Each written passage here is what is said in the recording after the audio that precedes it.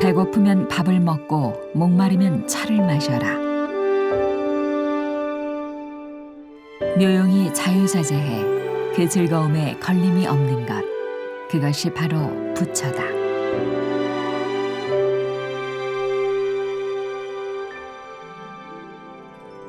수려한 자연에 묻혀 사는 은자로서의 삶. 소박하고 청빈하게 자연 그대로의 삶의 가치를 깨우치는 청평사.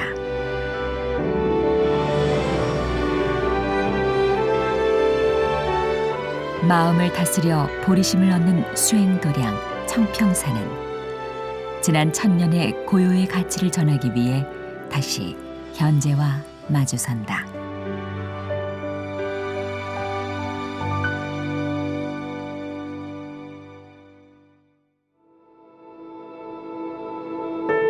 우리나라에서 가장 큰 인공호수 소양호. 수려한 산세가 둘러싼 내륙의 바다 너머에 청평사가 있다. 낭만을 즐기며 들어가는 백길과 굽이굽이 풍경을 즐길 수 있는 육로. 그 어느 것을 선택하더라도 후회는 없다.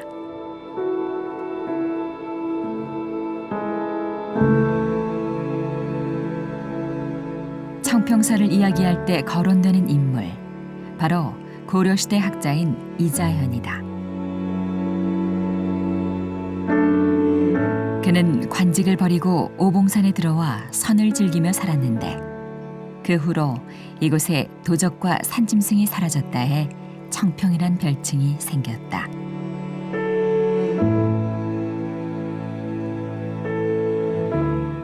청평사 입구는 소리부터 다르다.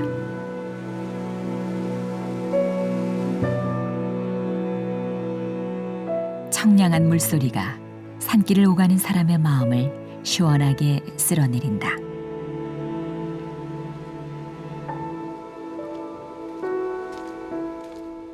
청평사는 고려시대 정원의 원형을 볼 수 있는 곳인데요.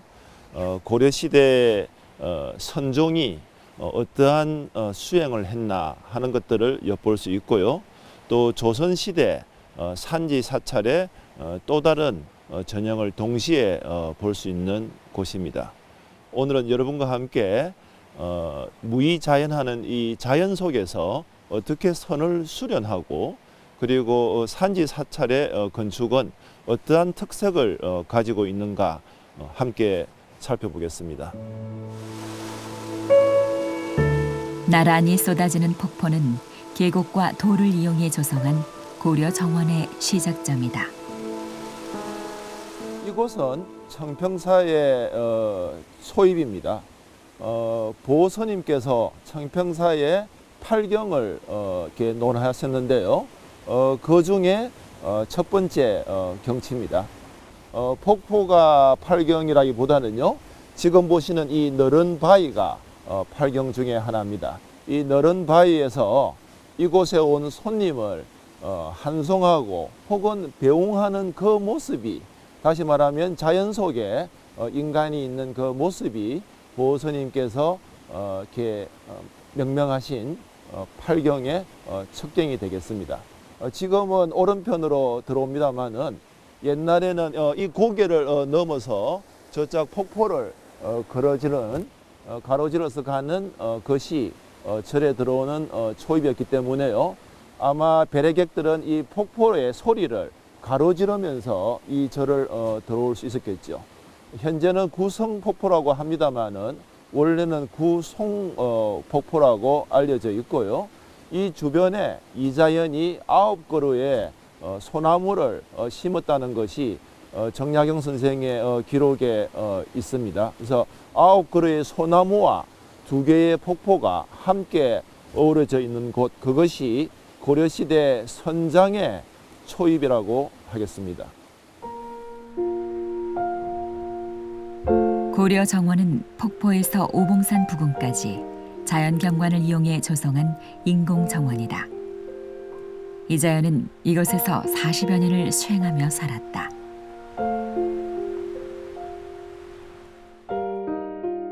이자연은 당나라의 선성인 설봉선사의 설봉어록을 읽고 대오를 깨우쳤다고 합니다. 특히 그 설봉선의 중요한 부분은 실제로 삶의 구체적인 생활을 통해서 몸으로 체득하는 것을 중요하게 생각을 했습니다. 그래서 선사는 혹은 선성은 어떤 곳에 거해야 되는가 하면 연못가에 있는 초가집, 그리고 숲을 속에 있는 동굴, 그리고 무덤가에 있는 야옥, 다시 말하면 거친 집, 그런 곳에서 수행하는 납자는 거해야 된다고 생각했고, 그리고 실제 이자연 역시 바로 그러한 것을 곳곳에 지어놓고 때로는 동굴, 때로는 반석 위에, 때로는 물가의 정자, 이런 곳에서 다양한 선을 실천하신 분이라고 할 수 있겠습니다. 특히 이 연못은 고려시대의 연못으로 아주 한국의 정원을 이야기할 때 빼놓을 수 없는 그런 연못이기도 합니다. 이 연못을 보는 것이 중요한 것이 아니라 연못에 비치는 경치를 내려다보기 위한 연못입니다.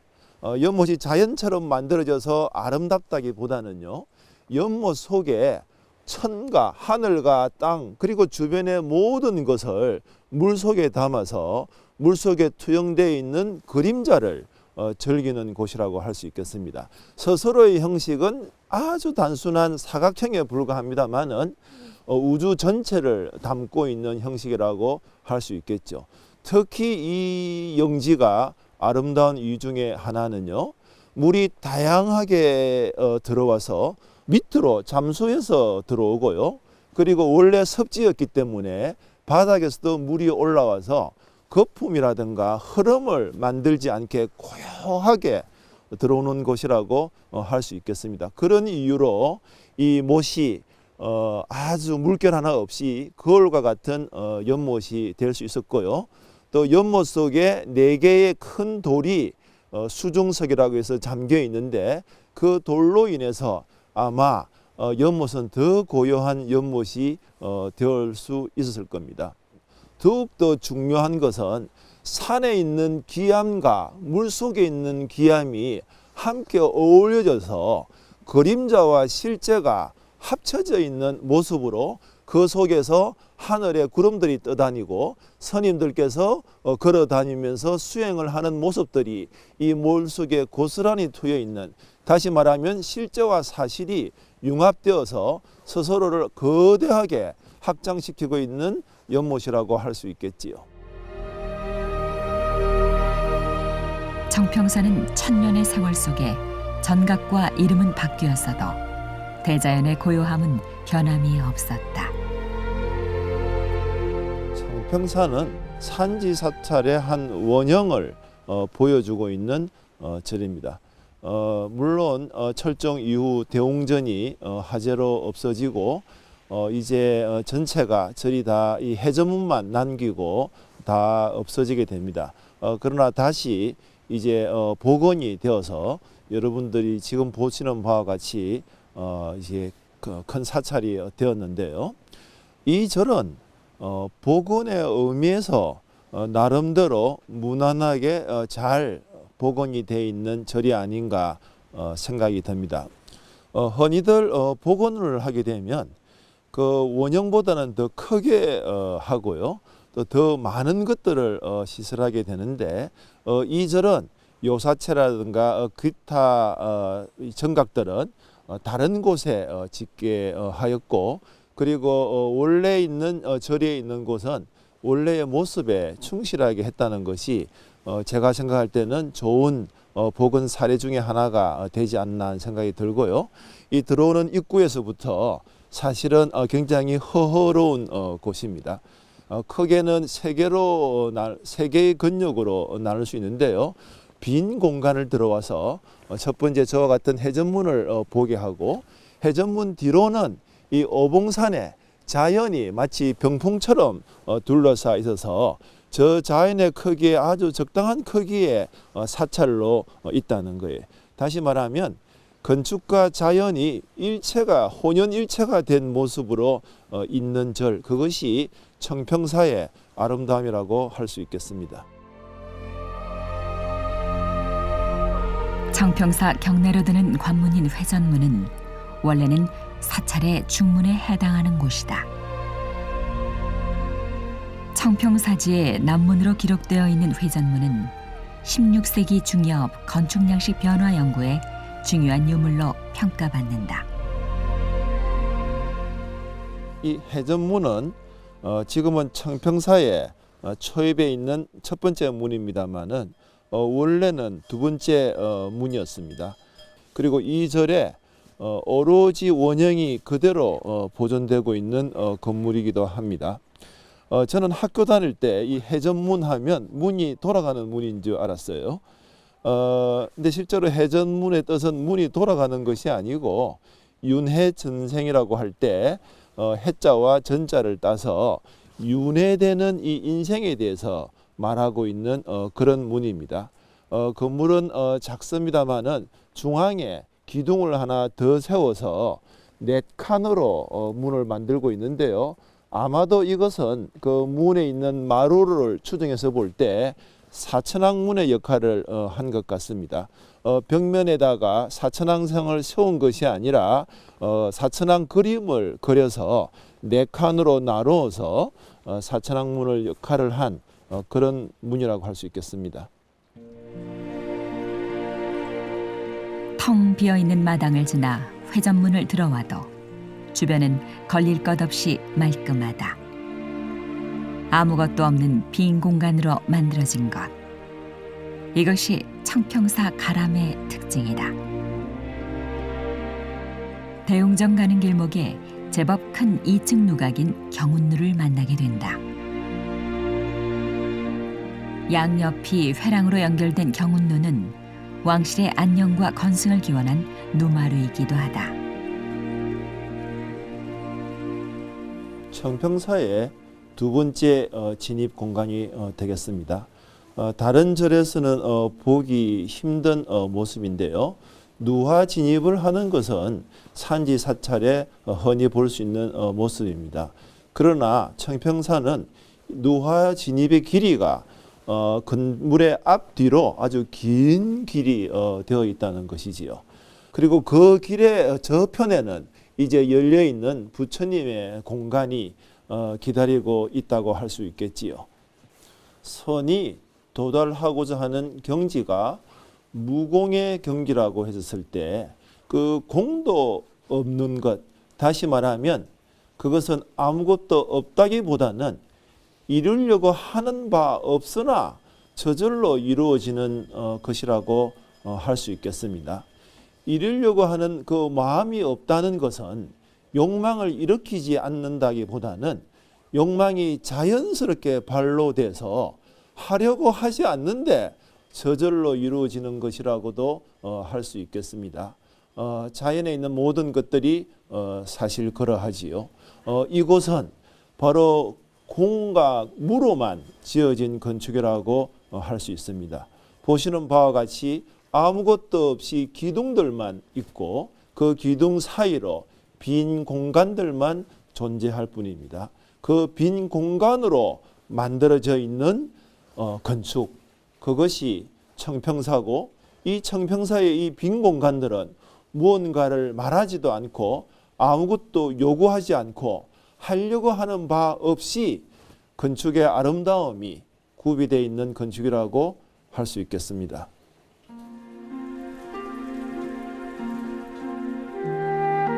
청평사는 가장 중요한 부분만을 복원해 원형의 이외는 물론 상상해 볼 수 있는 여지를 남겨두었다. 뼈대만 남은 빈 공간은 주변의 수려한 자연경관으로 채워지기 때문에 적막함이 아니라 선의 공간으로 느껴진다. 청평사의 백미라고 할 수 있는 대웅전의 앞마당입니다. 사방에 촘촘하게 건물들이 막혀 있고 그리고 막혀 있는 듯 하면서 열려 있고요. 그러나 동시에 다시 막혀 있는 곳이기도 합니다. 흔히들 산지 사찰하면 사찰이 여기저기 퍼져 있는 것으로 생각하기 쉬운데요. 산지 사찰의 한 유형 중에 하나는 이와 같이 질서정연한 모습으로 있는 곳이기도 합니다.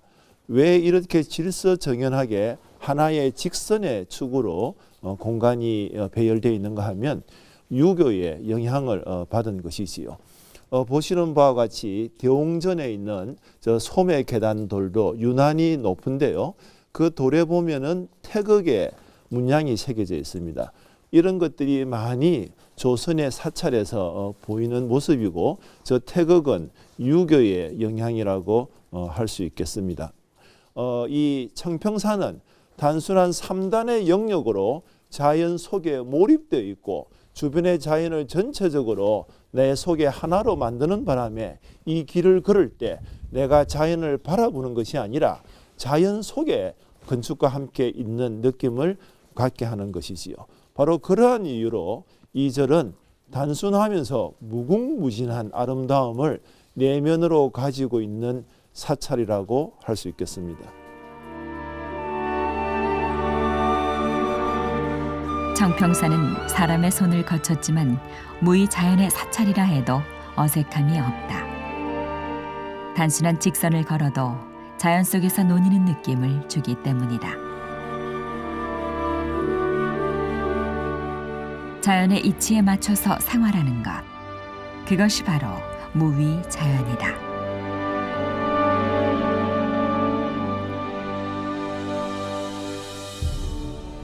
이자연은 능음경의 수행법을 가장 수성하다고 생각을 했었는데요.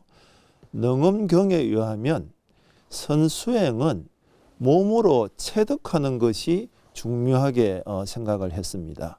몸으로 체득한다는 것은 지수, 합풍, 공, 근, 식 이 7대 요소가 몸으로 오입되어서 내가 발현되는 내 스스로가 육체적으로 발현되는 다시 말하면 체득하는 경지라고 얘기할 수 있겠습니다. 이와 같이 몸으로 체득하기 위해서 자연 속에서 수행하는 것을 중요하게 생각했습니다. 그곳은 특히 경치가 좋고 물소리가 많이 들리는 곳이어야 했습니다. 왜 그런가 하면 이자연은 특히 또 능엄경의 선수행법은 눈으로 보고 귀로 듣는 다시 말하면 견성하고 이성하는 방법을 중요하게 생각을 했습니다. 눈으로 보기 위해서 자연의 아름다운 경치가 요구되었고 귀로 듣기 위해서 물소리라든가 바람소리라든가 자연의 여러 소리가 필요했던 겁니다. 특히 자연의 소리 중에서 계류에서 흐르는 물소리를 듣는 것을 그 중에 어떠므로 여겼습니다.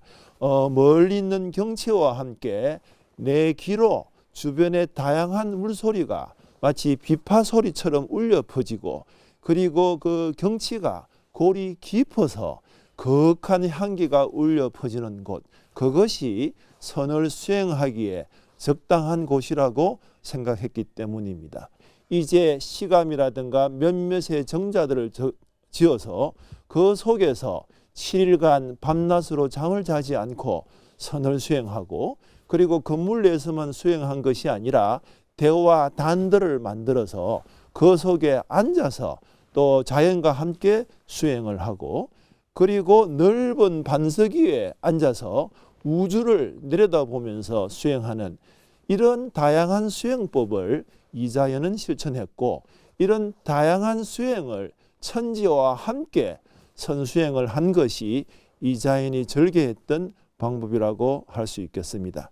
청평사의 이 선의 장원, 이 선의 도장은 바로 이와 같이 내 몸이 전체와 하나 돼서 내가 자연을 바라보는 것이 아니라 그 자연 속에 몰입돼서 전체적인 형식이 되는 수행의 방법이라고 할 수 있겠습니다. 아주 즐겁고 일상적이고 몸으로 하는 형식을 통해서 우주의 이치를 꿰뚫어 보고자 한 것이지요.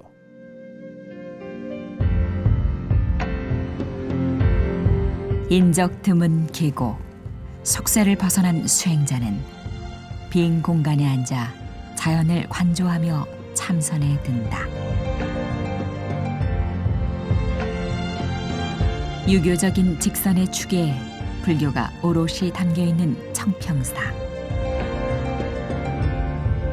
천년의 고요를 품고 잠들었던 선의 도장은 유유자적한 삶의 가치, 선을 수행하며 사는 즐거움을 전하려 다시 깨어났다.